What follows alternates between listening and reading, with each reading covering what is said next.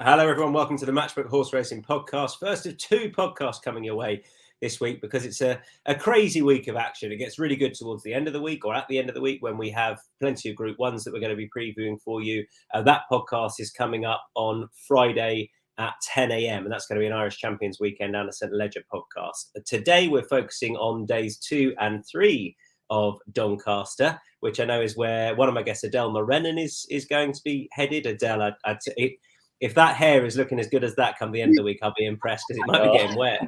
It definitely won't. I need to find a little hat or something, don't I? I think I've packed my wellies. I'm a waterproof, so I'm going prepared.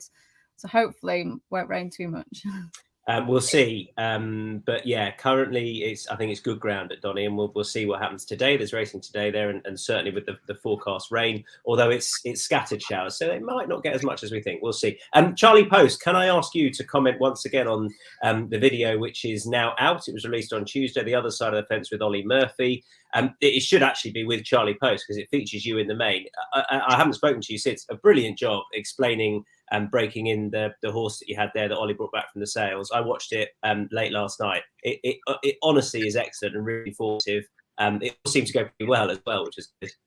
Yeah, it did, Tom. Like the horse in question, the Okavango that we used, luckily I thought he'd be a good temperament and a good one to sort of do it with. And he read the script perfectly. It was actually really funny when Dees and Dan came over and I said, "Oh, look, lads, you might just have to work with me. Obviously, I put the tack on the horse yesterday and he was good. And I think he's going to be great to do this. But if it doesn't work out, we might have to try another one." And Dees went, "Sure. It'll be brilliant now if he goes berserk and we get it on camera there." And I was like, well, I said, it might be for you. It's not really how I want to showcase what we do, but no, the horse was fantastic. So yeah. And the guys, the M3 guys did a brilliant job getting all the camera work with it. So yeah, I hope everyone enjoys it anyway. Yeah, it's just an insight into how we start them off. Yeah, M3 Media have done a really good job with the video. You can watch it on the YouTube channel. There's a link on Twitter. Really informative stuff. And well worth seeing the second instalment of when the horse gets back from the sales, and there's going to be plenty more to come as well following the horse's early career.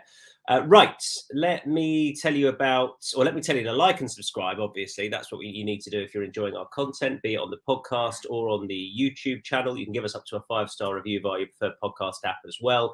And head to insights.matchbook.com for a recap of all the podcast bets. That's across all sports as well, with plenty going on, particularly more Premier League action coming your way this weekend, including Man City Spurs. Come on, Spurs. Right.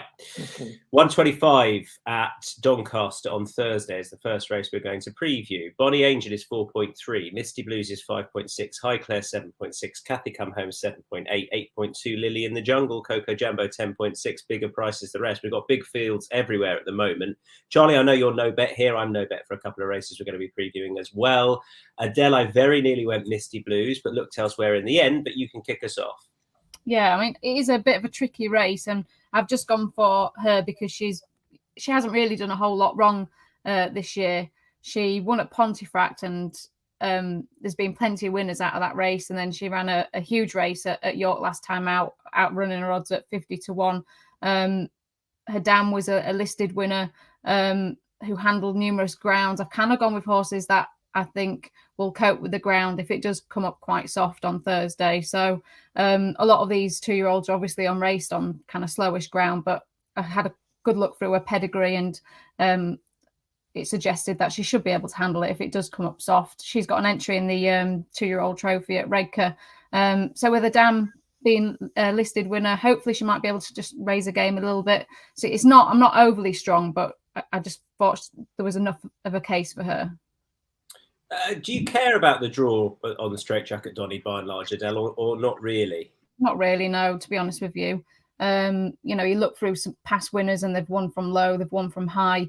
They usually tend to just stay up the middle, and then sometimes, depending on the ground, they can obviously edge towards a rail when they start getting a little bit tired. But I don't take too much notice of the draw on the straight track. I'm with Bonnie Angel, who does head the betting, I think, quite rightly. I love that Trillium form. We're going to come to Trillium on Friday. Friday. That was at Newbury. And then she dropped back in trip at Sandown. I was there that day, and I just felt that she I think she was just done for speed by a nice horse in Miss Attitude. Nice big filly who was, she was far too quick for all of them, Miss Attitude, that day. But she then stepped back up to 6 and was successful on Nursery debut off 72. She's gone up £5. I don't think the extra half a furlong will be a problem whatsoever. The way she shaped that day, she was very strong at the line.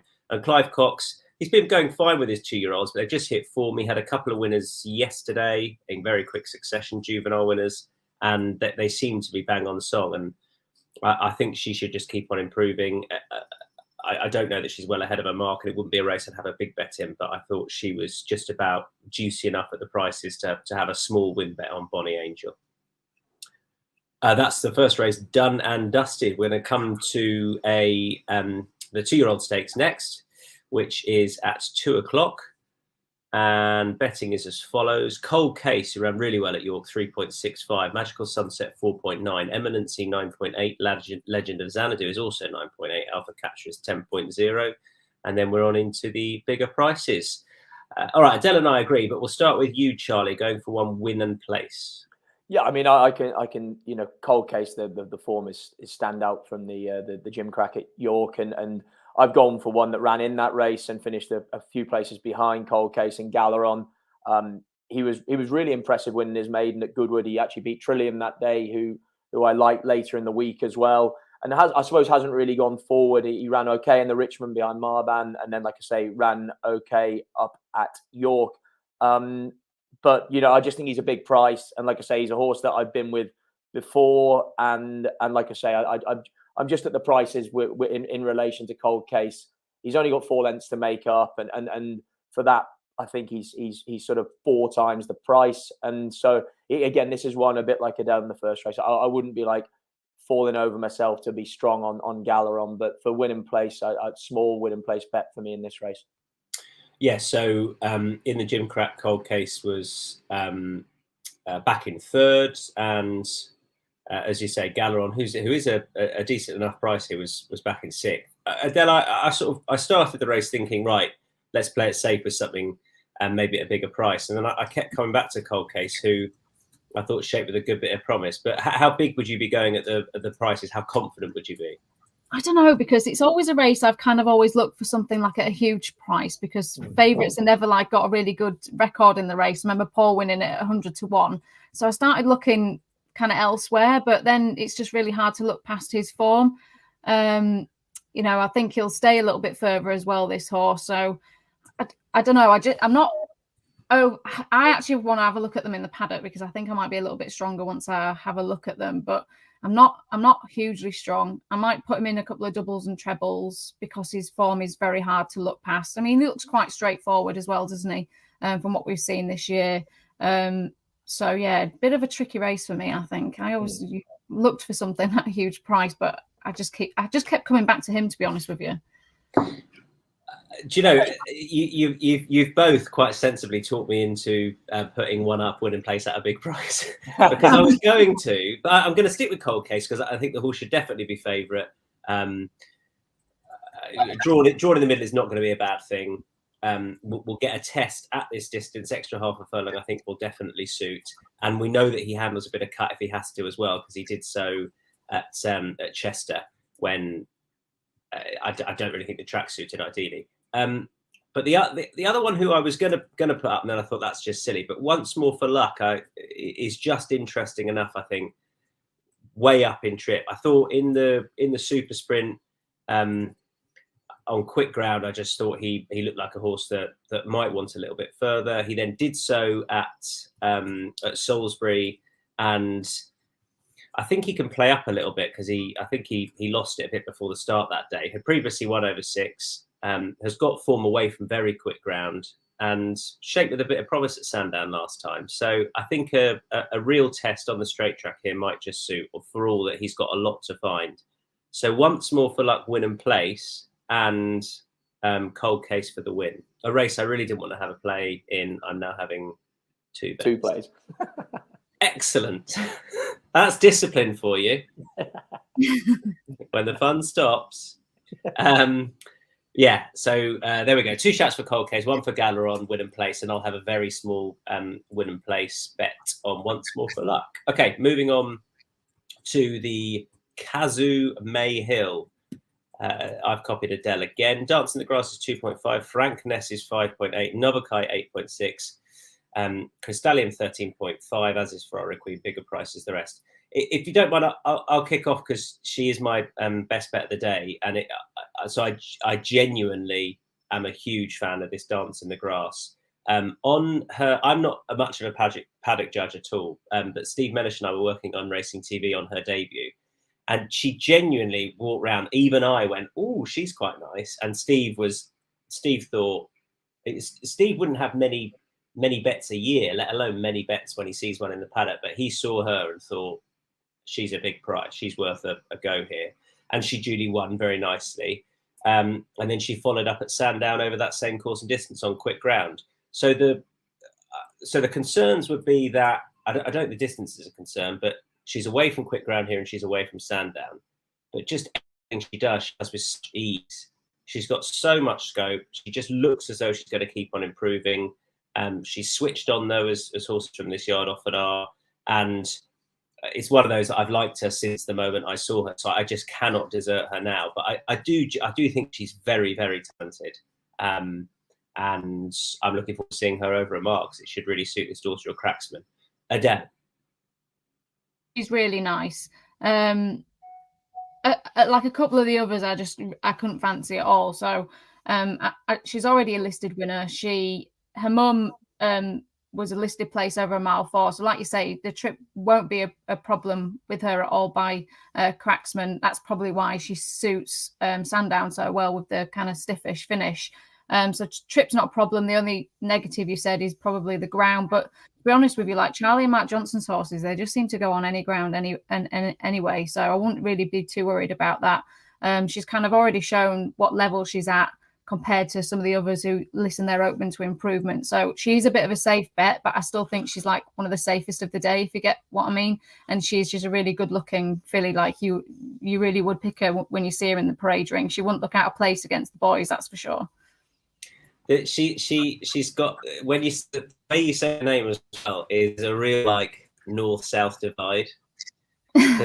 Obviously I'm Dance in the Grass, and Adele's going to be team Dance in the Grass, right? Yeah, Dance in the Grass, yeah. So I was talking about her with somebody with a who's from. It just sounded weird that we were both pronouncing her name completely differently. There you go, Charlie. Are you a Dance in the Grass? I think I'm Dance in the Grass. Yeah, as in. Yeah, I see. I'm wrong.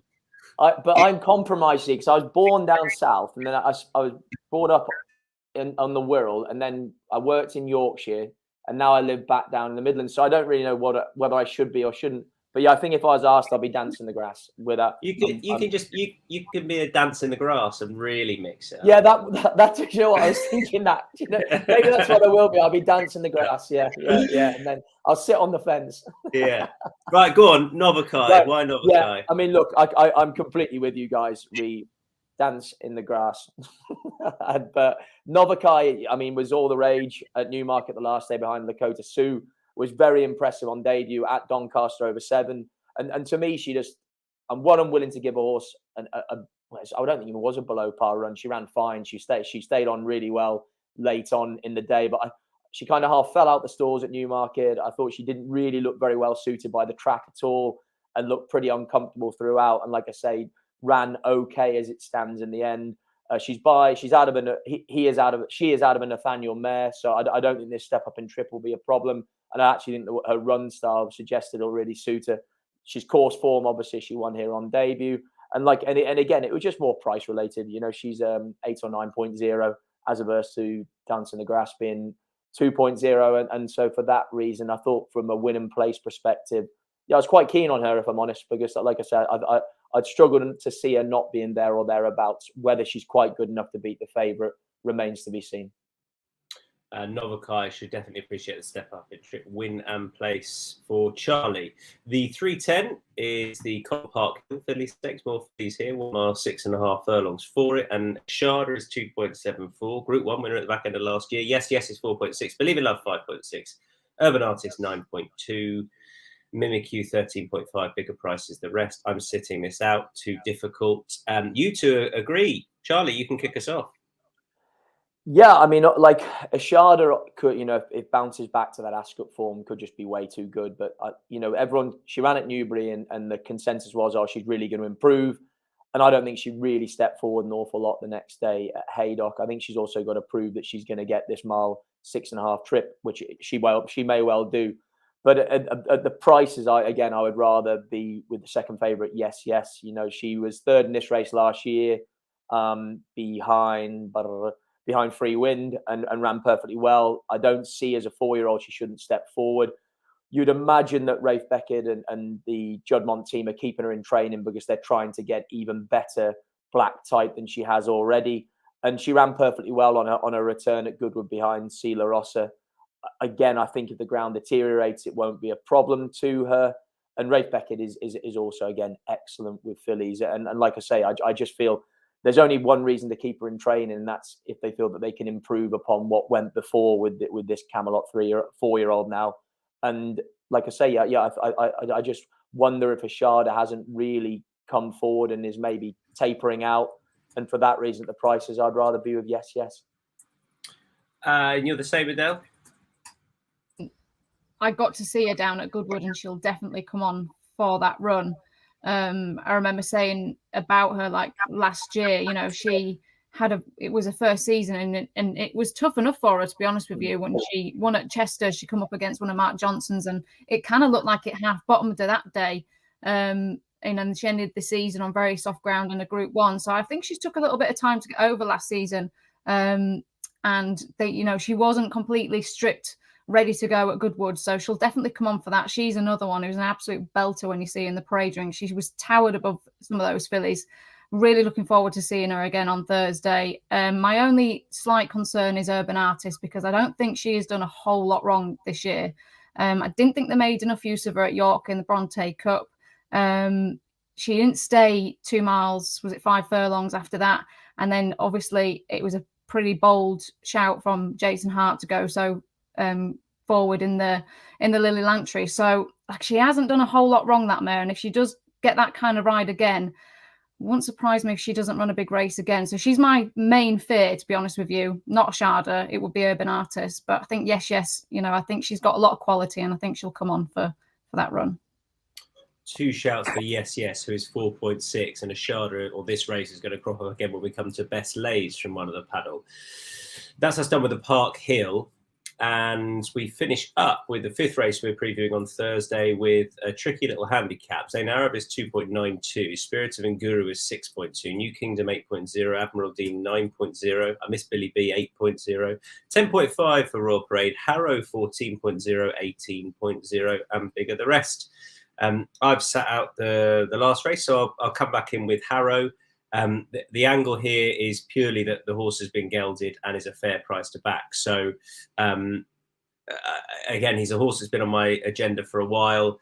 Asheen Murphy last year, I was at Newmarket one day, and there was a race taking place somewhere, I can't remember where it was, with one of Andrew Balding's horses who was involved in a very tight finish, and she said to me that horse was a nice 2-year-old, but there's a horse called Harrow who's worth looking out for. He duly went out and bombed out on debut, but then he just got better and better. Bumped into Reach for the Moon, won 3 on the bounce, including one at this track. Then finished up running in Group 3 company. And then he wore a hood on his first start of the season. He's finished up wearing cheek pieces on his last start. He's been disappointing. He's had a bit of a break, but it might be that he was just a 2-year-old. I definitely think if he's considered to be pretty good, which I know he was, he's £10 below the mark he started the season over, and he's been gelded. It's just worth, I think, having a go off this sort of mark. It'll probably be the last time I do, but win and place Harrow. Hopefully that ability remains, and the fact that the horse has been gelded means that it might unlock the key to him. Adele. Okay, this was a very tricky race because you can kind of write a little bit of a case for quite a few of them for different reasons. New Kingdom's got cheap pieces on. They replace a hood. He has, been quite consistent in defeat. Spangled Mac has got a little bit of a disappointing run to overcome. He'd looked like prior to that he'd been thriving on his racing. Mystery Fox and as you said, Harrow, they've been gelded, so they could get back on track. So I'm playing it really safe with Admiral D, who's a dual winner, is a 2-year-old on soft ground. So just if the ground does come up soft by towards the end of Thursday when there's forecast rain, I know they've fancied this horse a couple of times, so I keep getting told there's a little race in him. So Admiral D for me, but I'm playing it very safe in a race that I think is a bit tricky. Fair enough. Admiral D is 9.0. Charlie, you're with the favourite. Yeah, very tricky race. Completely agree. Yeah, I just came down with Zayn Al Arab. He was very impressive last time on handicap debut. Well, I thought he was visually. At Sandown, I think the £5 rise was fair enough. He deserved that, to be honest. And I just think he's really still very unexposed. And I think 88 could really underestimate the ceiling of his ability. Also, I think Roger Varian has won this twice in the last 10 years and both times with favourites. So yeah, I mean, it's an unoriginal pick. If Adele's playing it safe with Admiral D, I'm playing it very safe with this horse. I mean, maybe the ground could be an issue, but I'd have thought on pedigree it should be okay. He's Bassett out of an Invincible Spirit mare. I don't see why he shouldn't go on a little bit slower ground. And yeah, I just thought the marks still look very workable, if I'm honest, Tom. Well, Adele's not playing it that safe because we come to best lays. Yeah, this is the worry. This is the concern. Yeah. So I'll be honest, my because of the nature of the race, my closest to a lay on the day, just because it's a big field handicap, I thought might be this horse, and then I thought I can see him winning. I'm just gonna frame the race around another horse and ignore him. But Adele, you are laying Zayn Arab. I am purely really on the ground, to be honest with you. He's done very little wrong. He's progressing with each run, but just in a race where, like I said, New Kingdom could easily bounce back with the cheap pieces on those that have been gelded.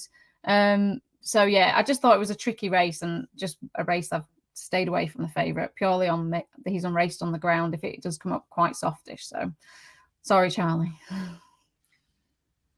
Go on, Charlie. You're not laying. Who are you laying? Adele? No, I'm not laying Zayn Al Arab as well. No, I'm gonna.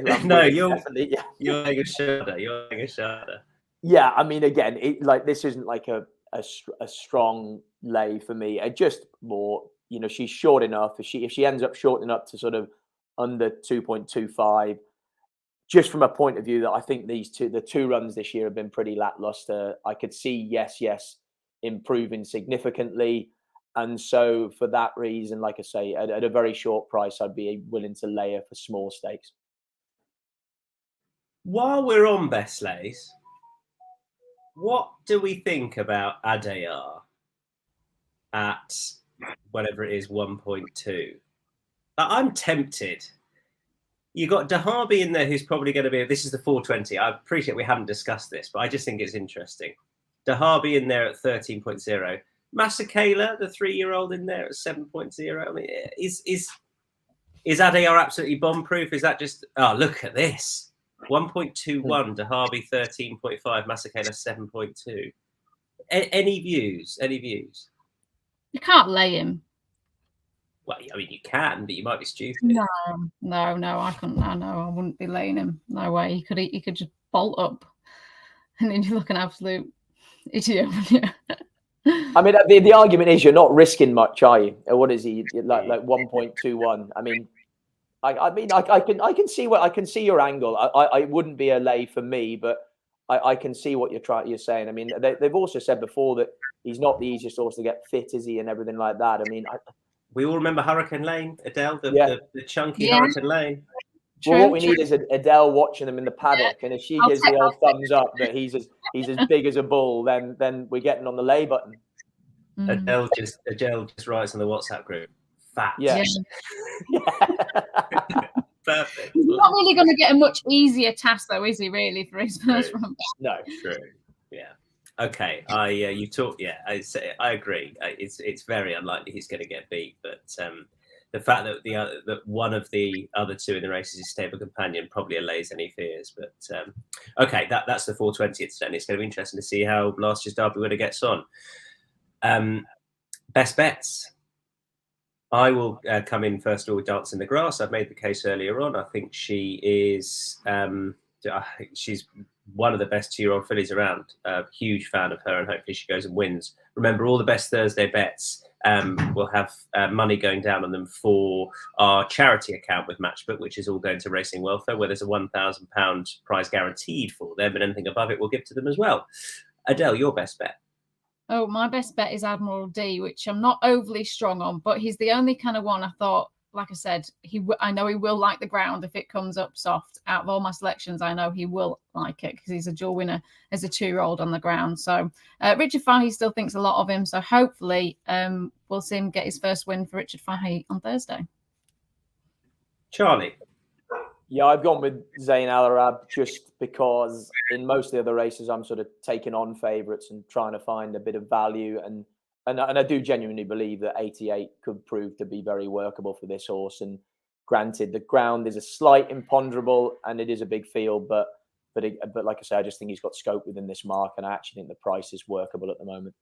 £25 charity bets will go on those horses, and £1,000 guaranteed for racing welfare. Anything above it as well goes to them also. Okay, let me remind you about the sign-up offer. It's the £30. Well, I've only done it for the last year. It's the £30 welcome offer. Money back as a free bet if your first bet loses. It's for new customers only. You've got to use the bonus code INSIGHTS30. That's INSIGHTS30. You place your first bet. If it loses, you'll get your stake back as a free bet up to £30. And because of the nature of the Matchbook Exchange, you're likely to be getting better odds, whatever you're betting on. So it's well worth, if you don't have an account, opening up an account. You see something you like or you really fancy, be it a horse or a football team or whatever, have a go up to £30. And if it doesn't win, you'll get your stake back as a free bet. The full terms and conditions are on the Matchbook website. 18+, BeGambleAware. 125 at Doncaster on Friday. And let me bring... Oh, no, I don't have the betting for you. Adele, if you need to, by the way, if you need to pop off, you are very welcome to. And then you can come back. That is basically there's someone at Adele's door and the dogs are going absolutely nuts. That's what she's told us. So it's probably Paul. He's probably forgotten his keys, Charlie. To be honest, yeah, very forgetful man. Yeah. So, yeah. I'd leave him standing outside if I'm honest. It's the only way he'll learn. Classic Paul Mulrennan. Yeah. 125 then. Let's open this. 7.0 for Maharajan. This is the Mallard handicap. Inchicore is 8.0. HMS President is 9.0. Going 0.0. 12.0 in the max we can. And we go on to bigger prices thereafter. Adele and I agree. Charlie, you can kick us off. Yeah, I came down with Inchicore for Alan King. We haven't seen her for quite a while, since the beginning of July in the Old Newton Cup, where she finished 4th, and she actually did reasonably well to finish 4th, not beat that far by Get Shirty, as she hung under pressure. Now, whether that's why she's been off for quite this long, I'm not sure. She also, as Adele alluded to sort of earlier on, she's definitely able to cope with slower conditions if it comes up softer. And then the other angle I really liked was Ryan Moore's book to ride her. As in that was interesting. Yeah, I thought that caught my eye. And he's 8 from 27 for the yard and 30% strike rate. And yeah, I just thought it was really interesting. It's not a booking you see all the time, and the fact that Alan King's sort of reached for him and Ryan's happy to ride the horse, it's a huge positive for me. And like I say, if conditions deteriorate, it won't matter to her. And she's nice and fresh for this autumn as well, for this sort of target. Okay, Inchicore for you, Maharajan for Adele and I, who's back with us. She's let Paul in now. She's good news. Maharajan, surely he's going to appreciate stepping back up in trip, Adele. Yeah, I think so. He certainly looks ready for it, doesn't he? Because he's been kind of looking a little bit flat-footed over mile 4. So, I think so. That's kind of the angle I'm coming in with him. I know he was 3rd over mile 6 on his final start last year at York, and that was on soft ground, so hopefully he won't mind it. I know they've put cheap pieces on before, haven't they? Because I don't know if they thought maybe he wasn't quite trying hard enough, but I think he just is basically ready for a step up in trip. So it was a race I was kind of like, there was a few I was gonna pick, but I'm gonna stick with him. And then when I seen you had him, I thought, yeah, there's definitely a good case to be made for him, I think. Well, I put him up last time, so where I said cheap pieces will solve this horse's problems. They didn't. They've taken him off. I just think, I wonder if it isn't his track. He won there 3 times. He's run well there twice. I feel like it, I don't know, almost his wheels were spinning a couple of times. I thought he definitely wants to step back up in trip, and I just feel like he's going to go in. I think he's a really safe play, win and place, and I know that's chicken, given that it's a 13-runner field and he's 7.0. But that's how I want to play it. To be honest, he's going to be there or thereabouts, and it wouldn't. He's the most likely winner for me. So I'm going to go away from York. Hopefully it doesn't go. Well, he's handled soft before, so if the rain does come, we'll see. It should be all right. But Marajan for me. 2 o'clock is the Flying Scotsman. This is a belting race, mainly because it's got Nostrum in it, who was most impressive at Sandown. So Nostrum is right at the top of the betting, who is, in fact, let me update this because I haven't got an updated one. So even money for Nostrum at 2.0. 4.0 for Desert Order. Crystallium is 10.0, bigger prices thereafter. We're all with Nostrum.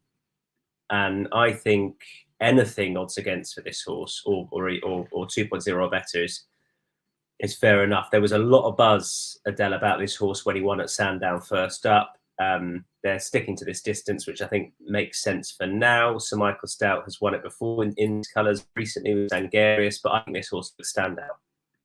Yeah, massively. Like his performance on his debut at Sandown was really, really impressive. Like even though he's bred to get a bit to get further, he's still got like a really good turn of foot, which we saw. So that'll stand him in good stead. He's really well bred.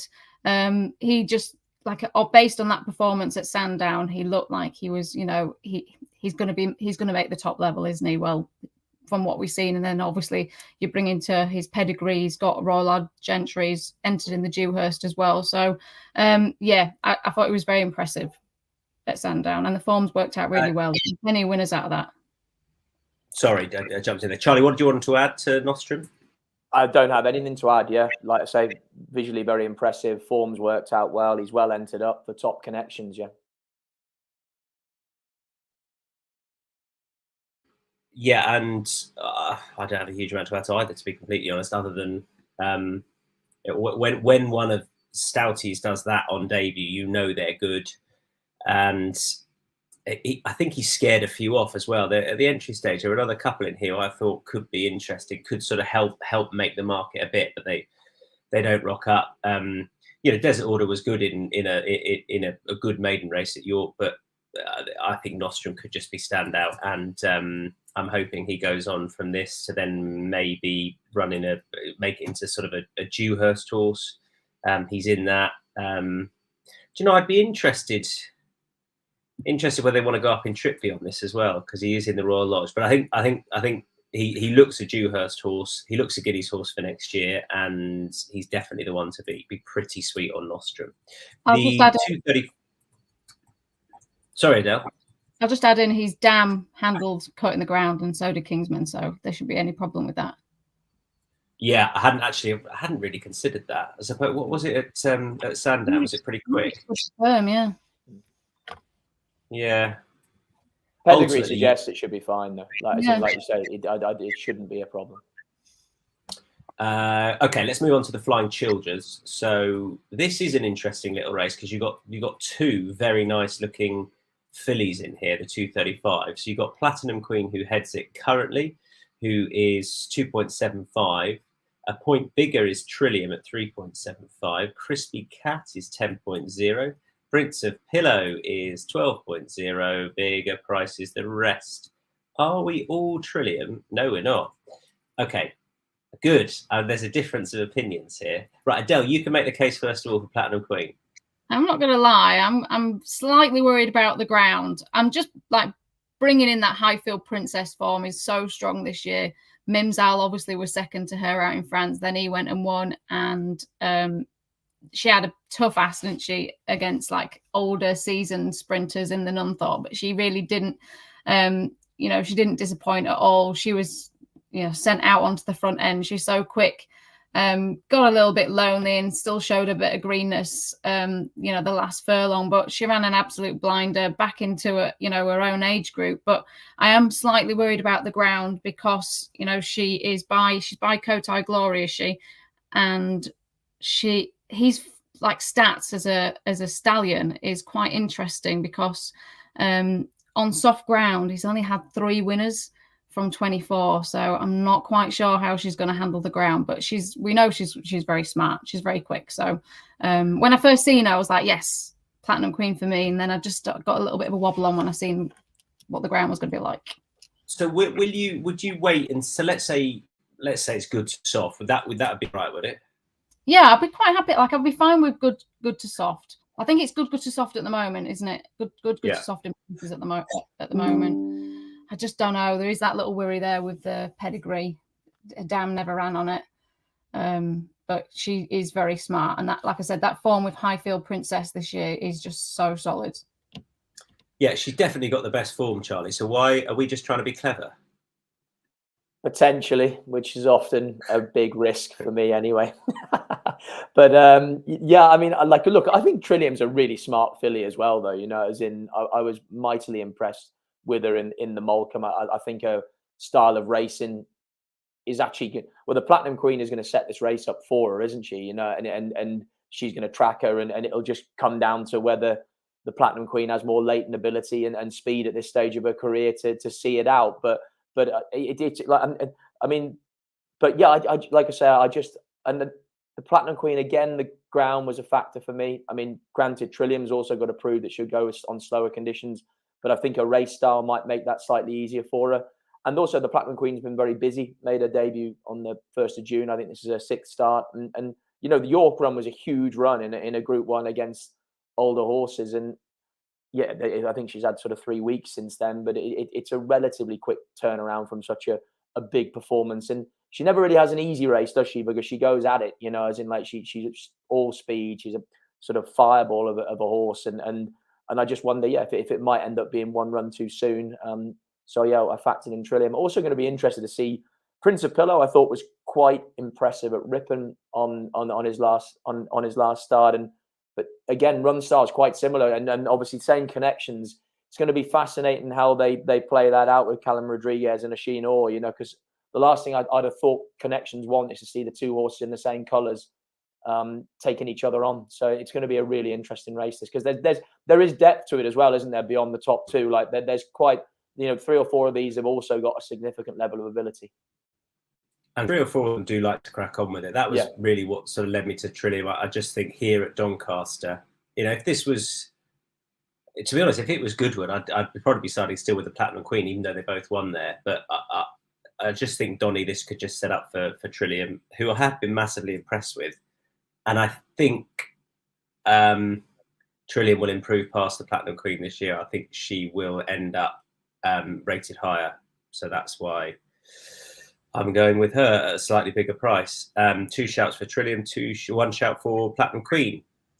We move on to the 310, which is the Doncaster Cup. Now, let me update these prices because we're only about 40 minutes or so since Dex came through. Okay, so this is, I don't know if I'm disappointed or not, probably half disappointed. 1.5 for Trushan, who must run no matter what, you'd imagine, because it's not really quicker than good either way. 1.5 for Trushan, 6.0 for Coltrane, Get Shirty 7.0, Stratum 2.0, bigger prices thereafter. Adele and I have gone with Trushan. A bet at 1.5, Adele?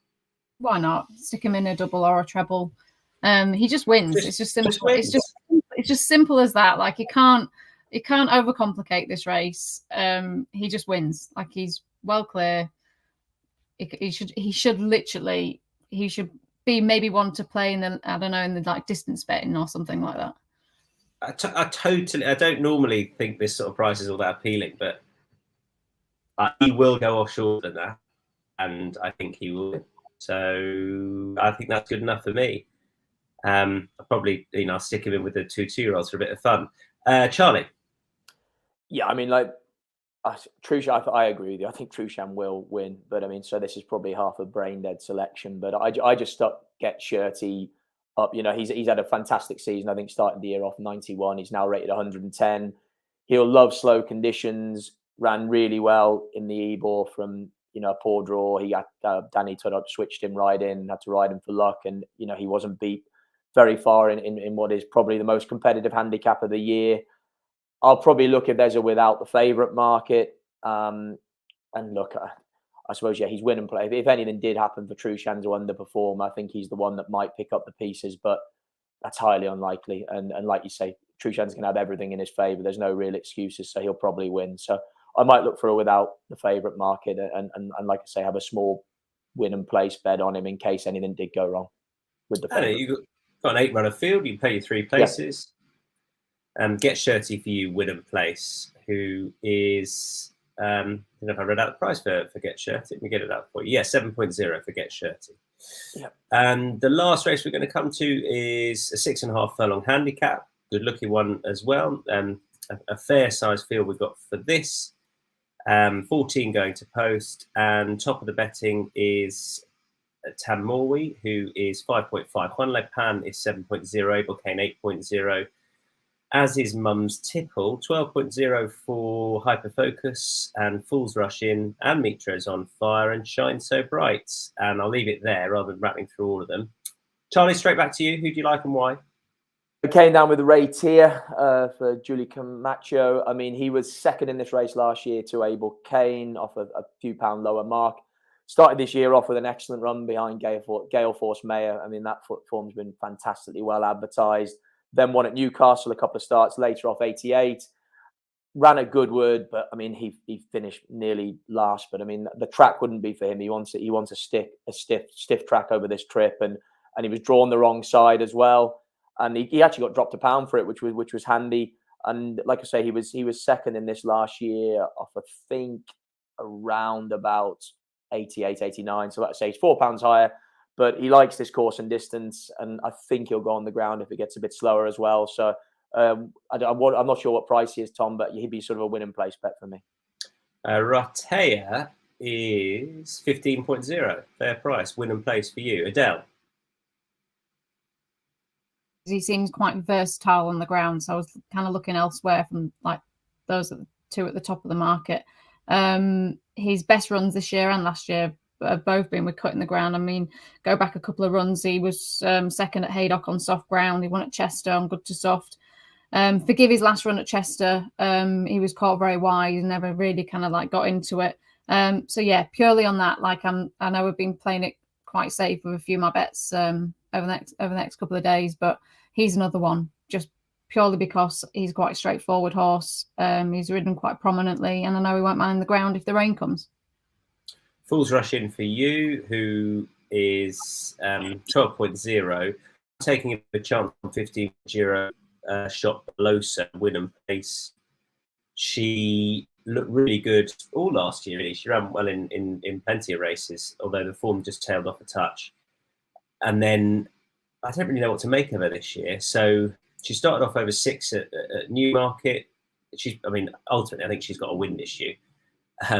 She then ran over 7 at York, where she was keen and wide. She went forward. Winner came from a bit off it. Then Newmarket last time, she raced on her own and went forward. I don't know that the step up half a furlong is definitely going to suit. I'd probably prefer if it was over 6, but she is well treated. She will crack on with it, and 96 about a really off a mark of 96, but a really talented filly I thought was just interesting enough to play. Holly Doyle on board will hopefully be riding confidently after Trueshan. Maybe this distance is what she wants, because I think 7 is. I know she's won over 7, but I just worry it stretches her a tiny bit, and I think she's got a sprint handicap in her. So below a price, win and place, small stakes for me. She's definitely the most likely pace angle, I think. Are we done there? We are, aren't we? Let's move on to best lays. This is where it gets. This is where Charlie and I are all in best lays and best bets on one race, and Adele, we might look damn stupid. But Charlie, who's your best lay? Yeah, I've put the Platinum Queen up. I mean, like I say, we're sort of banking on busy schedule, ground deteriorating, loads of pace in this race, and that she's going to burn herself out and be vulnerable to a closer. So, yeah, she's my best lay, and as you've alluded to, Trillium is my best bet. So, yeah, we're all in the Flying Childers. It's going to be boom or bust time for sure. Yeah, so we're basically all in this one race. So if the Platinum Queen does win, I'm laying the Platinum Queen. If she does win that race, it's going to be like that moment where the late great Tom O'Ryan didn't know that his microphone had been faded up on air as a horse that he'd been told was a good thing crossed the line in second, and you heard him take up of his flag and go, "Ah, shit!" It was so good. And then they went, "Cue Tom." So that's what Charlie and I will be doing. Not that we're smokers. It would just be because then our best bets would have gone down as well. But I think she's worth taking on the Platinum Queen. It wasn't the busy schedule for me, but I take that point. It was more there's lots of pace in the race, and I'm hoping it sets up for a closer. And if the rain comes, it might be ideal for her. Adele, who's your best lay? Do you have one? Well, I had Shine So Bright, but I don't know if it is the favourite now. But either way, if it is Tamawi or Shine So Bright, I'd quite easily take both of them on in that 3:45 because, again, ground. But I think both of them most disappointing runs have been on with cutting the ground. So if either of them are favourites, I'll take them both on. So just to pin you, so let me just give you some prices for context. So Tamawi is 5.0 and Shine So Bright is 12.0, so a bigger price. Would you be? Yeah, no, fine. So Tamawi then, and would that be for a couple of places as well to get the price down, or would that just be in the outright? How do you see that? Yeah, well, like I said, most disappointing runners come with cutting the ground. Best runs have obviously been on quick surface. So, yeah, let's have him out the first three. Love it. All right, Tamawi place lay. Okay, you can place lay Shine So Bright as well because the price it won't be a massive price if you want to do that. He might be pulled out. He's been pulled out on soft ground before. Okay. Tamawi place lay in the sprint handicap and best bets on Friday. Adele, who's your best bet? Nostrum. Charlie and I both agree on him. What he's shown on his, he's on his only start on his debut was hugely impressive. He's got a lovely pedigree to go with it.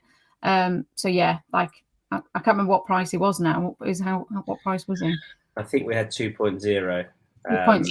Fine. It's good enough.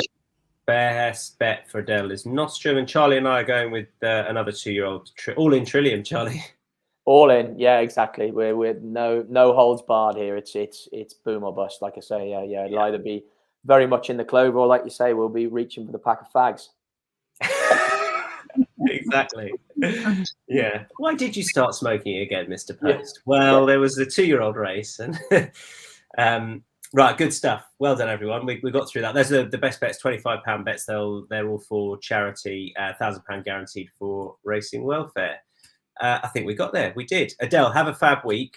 I genuinely hope it doesn't pour it down, but it should be great racing up there. So enjoy. Charlie, thank you very much. Top man. Chat to you again soon. And don't forget to check out the video that's out there at the moment. The Other Side of the Fence, episode 2 with Charlie and Ollie Murphy. That's on the Matchbook YouTube page and pinned on the Twitter page as well. Have a lovely weekend, and we'll be back on Friday at 10 a.m. Please join us then. Bye-bye.